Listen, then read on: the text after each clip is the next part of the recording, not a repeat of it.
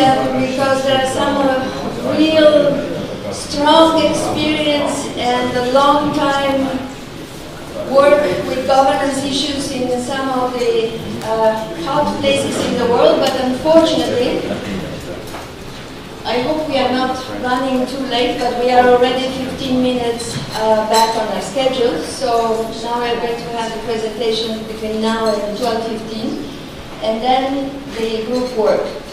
So I'm going to have to stand behind this thing because there is a fixed situation in the room.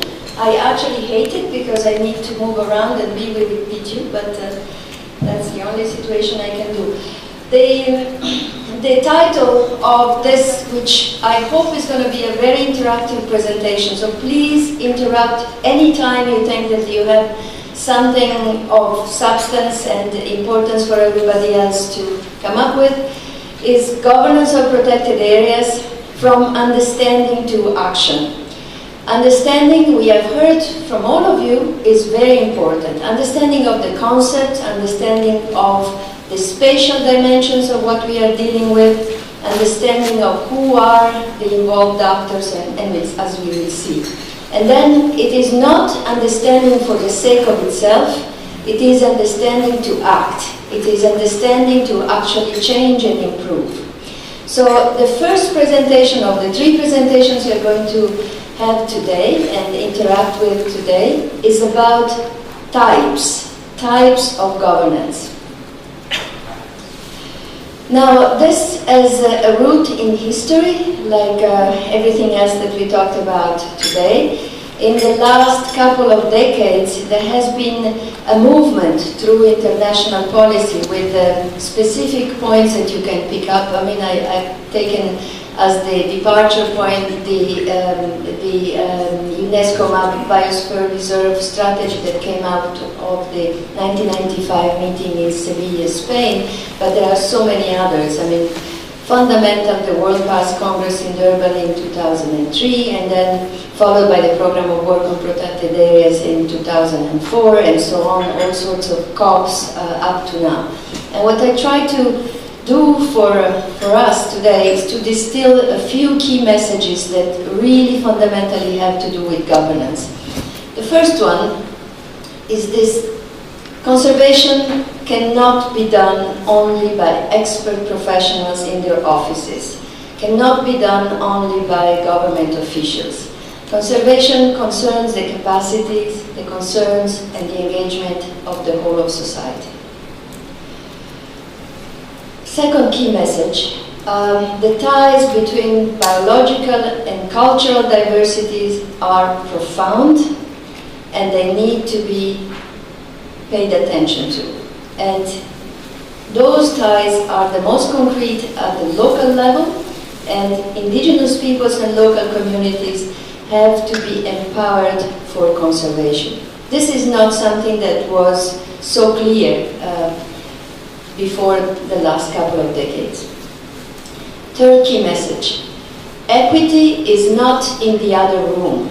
Equity and conservation really need to be embedded into one another.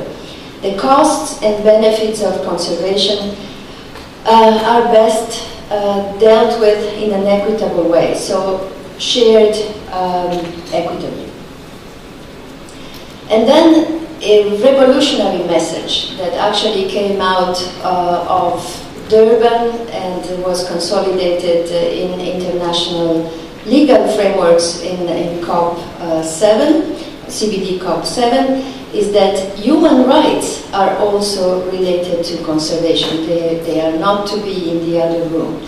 So conservation needs to do as much as possible no harm, and we will see that it is impossible, but that is a tendency that should be kept in mind, and have instead a positive impact on livelihood whenever possible.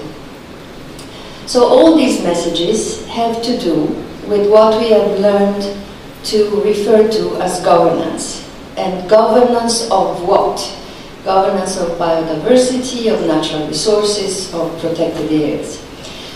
Now, for a long time, we have used a couple of words that seem to be saying the same things, but possibly not quite. Management and governance. I don't want to know what the distinction is about, but let me ask around the room. Would you mind raising your hands if the distinction between the two for you is extremely clear, crystal clear? If it is crystal clear, please raise your hand. Okay, so 3 people have raised their hands. That means that that concept, which indeed, I mean, I'm not even sure, I have been spending quite a bit of time on this, I'm not sure I would raise my hand, because it is quite complex, in fact, that interplay between the two. And any kind of distinction we make between the two is a working distinction. It's something that we try to be with, to work with, but you know, it's not the kind of stuff that is black or white.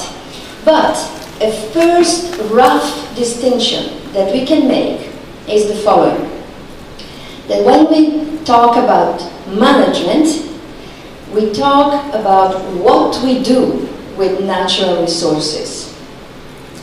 And when we talk about governance, we talk about who decides what we do and how are those decisions taken. This is really rough, but believe me, it's useful sometimes to have something that you can hold in a barrel, as they say in some places in the world, something that is concrete.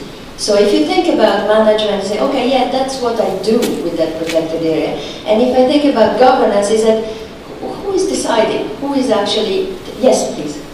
So when I think of governance, I think it's all about authority.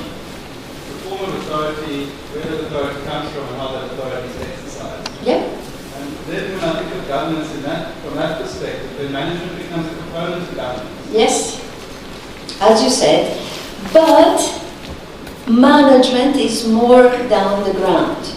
It's more at the level of resources. It's about putting a fence or not putting a fence, having people paying a ticket or not, people being able to harvest resources or not. This is concrete on the ground.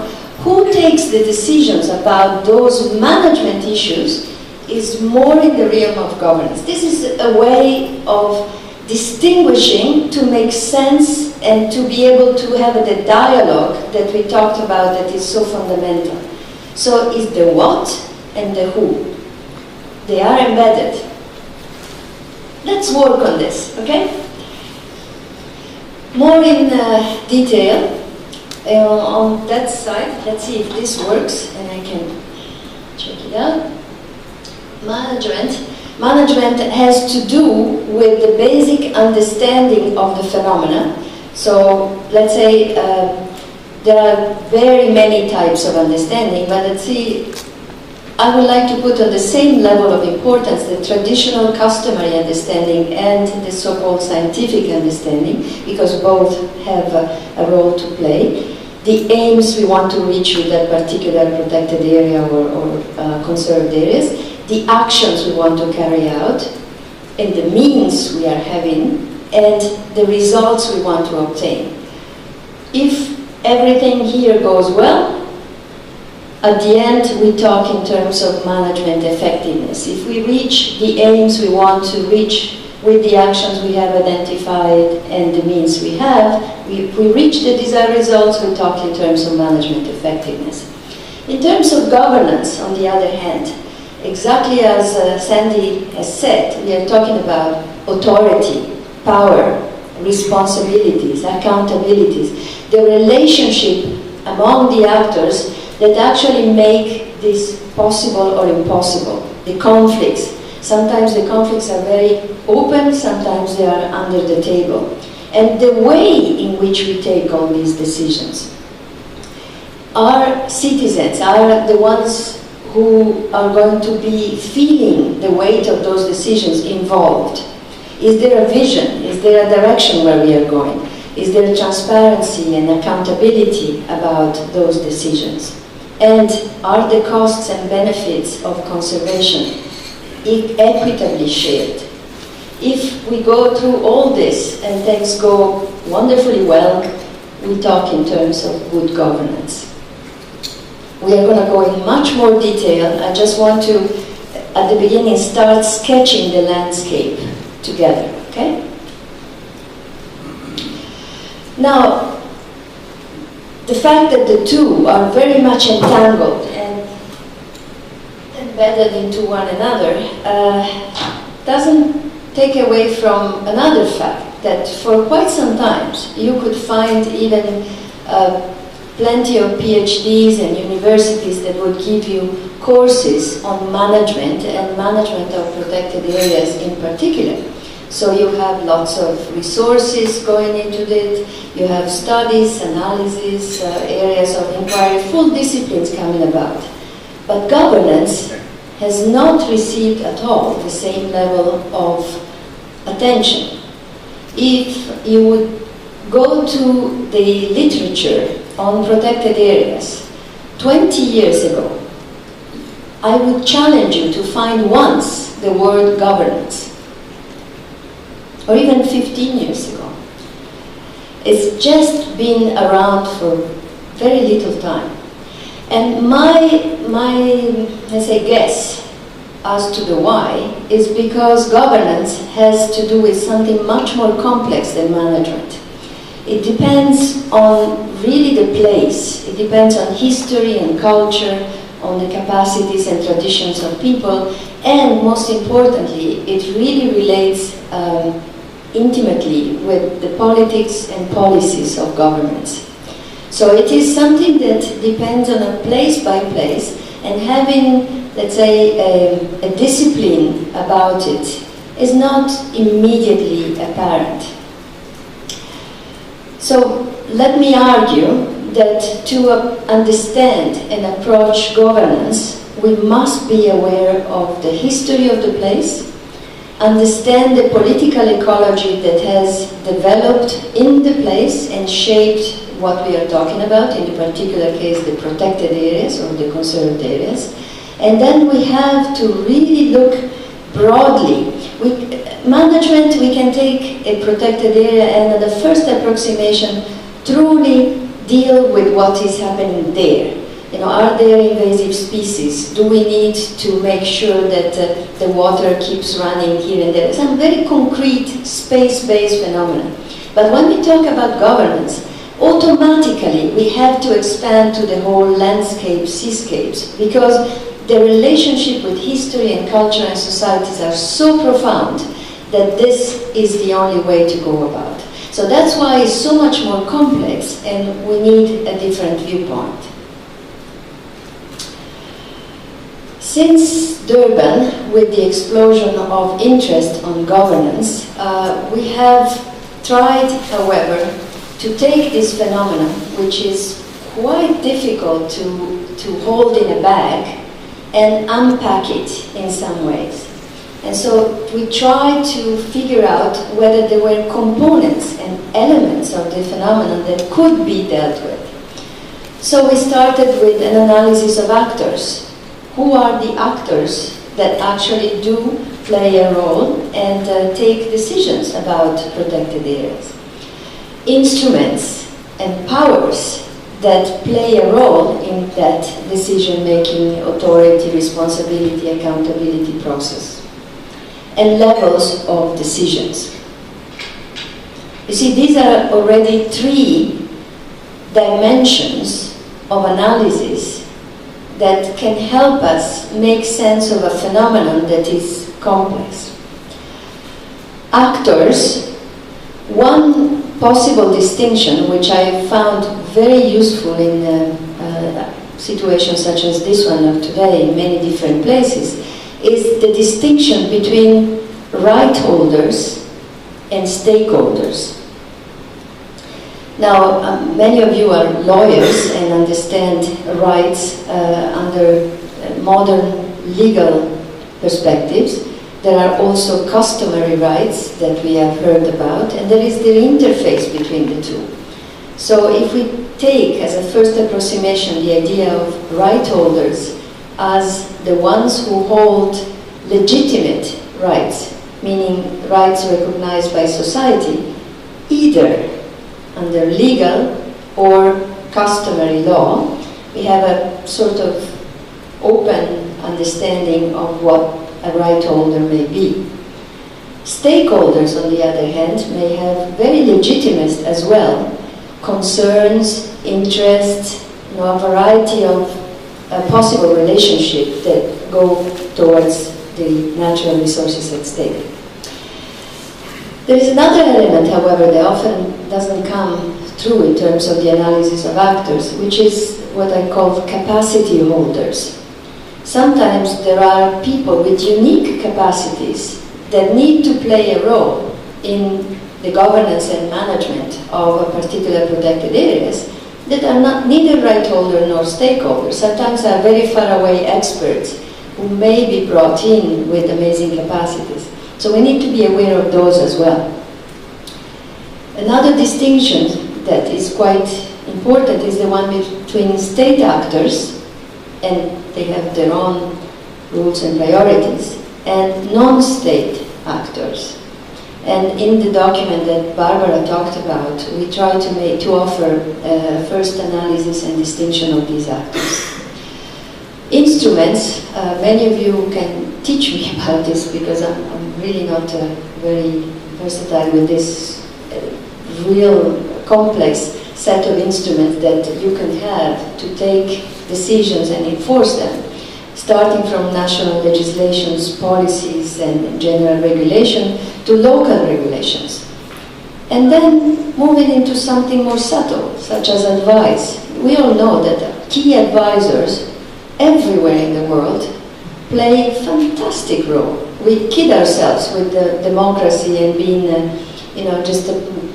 we decide everything by vote. Put a key advisor close to the director of a protected area, as much as the president of a country, and you have an instrument of influence that is fantastic. Social incentives and disincentives, and financial incentives and disincentives, they play a fantastic role in the actual decision-making around protected areas. And so forth, investments of time and labor, people who have capacities to invest their times. Wow, it's marvelous, and they are there, they get involved, and then they take a role in decision-making. And then the whole gamut of information, communications, the very fact of having resources to meet somewhere and have the dialogue that many of you have discussed about today. This is fundamental for taking decisions. This is an instrument, the lack of which is going to really change the whole situation of governance. Administrative or material support, research basis, having research about some particular situation, crucial. Finally, last but not least, physical power, from the guns to the barriers to the gates. Having those instruments in place has a fundamental role for governance. So, instruments galore. Powers galore as well. And the distinction between the two is quite subtle. Planning and regulatory powers. Powers to generate revenues, like even selling tickets or having, a particular economic enterprise close to a protected areas is a power to generate revenues that then can be injected into governance instruments. Spending powers. Who has the capacity to decide where we are going to put the money for the management of a protected area? The power to convene. That's a very subtle form of power that is crucial for governance. If you don't have, in a particular situation, a person with the power to convene, you are not going to have a meaningful dialogue table where issues are going to be discussed. That's a fundamental one. The power of knowledge, the power of know-how, and finally, but not least, again, the power of enforcement. And then one more level of complexity, the level of decision. We heard about transboundary, the fantastic case, so full of details about Zimbabwe and Zambia. Supranational decisions interplaying with national decisions and local ones. Various levels playing for the same situation. And then two possible distinctions, crucially important for protected areas. The level of the site, specific site, and the level of system of protected areas for a particular country or maybe region, and so on. And the fact is that no instrument, you remember the list of instruments, no instrument is complete and no power is absolute. Instruments and powers and levels, they act in combination. They really can become the more powerful when they act in combinations. So you have powers dealing with instruments and actors and levels. All this combines into situations of governance. Now I'm having a question for you.